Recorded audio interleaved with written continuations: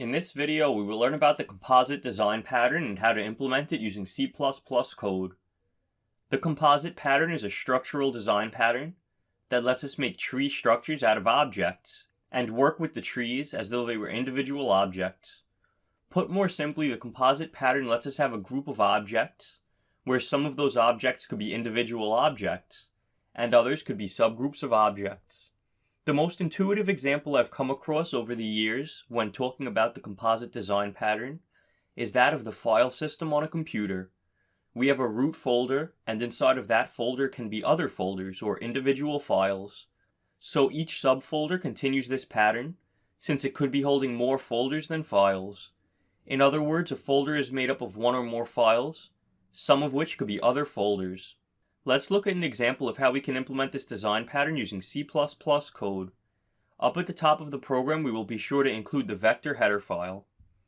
Next, we will create a class named Component. Inside of here, we will create a public virtual void function named Traverse. After that, we will create a class named File, which extends the component class with a public access level. Inside of this class, we will have a public void function named Traverse, inside of which we will output a tab, then the word file, and then a new line to the console. Then we will create a class named Folder that extends the component class with a public access level. Inside of this class, we will have a string variable called name. Next, we will use the public access modifier. Let's create a vector of component pointers named component list. Then we will have a constructor for our folder class that takes in one parameter, a string named value. Inside of the body of the constructor, we will set name equal to value. After that, we will implement the traverse function. Inside of here, we will output name to the console, and then a new line. Then we will iterate over each component pointer C in our component list. Inside of the for loop, we will call C's traverse function. Time to test our code. Inside of C++'s main function, we will create a variable of type folder named folder1, that we set equal to a folder object with the name folder1 passed in.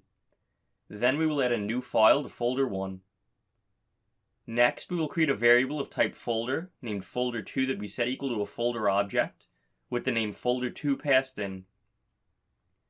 After that, we will call the pushback function on folder2's component list and add a new file to it.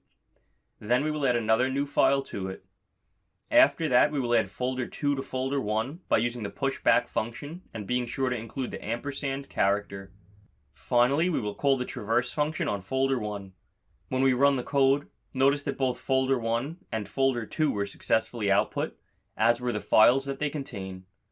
Ideal opportunities to use the composite design pattern are when we have to implement a hierarchical, tree-like object structure, and when we want the code to treat both simple objects like files and complex objects like folders uniformly. In this pattern, the complex objects are made up of one or more of the simple objects. Advantages of the composite design pattern are that it allows us to work with tree-like objects more conveniently, enabling us to use techniques like polymorphism and recursion. It also allows us to add new objects into the code without breaking the existing code. The disadvantage of using this pattern is that if the complex and simple objects differ in functionality too much, it may make our code more complicated as we over-engineer a generalized component class.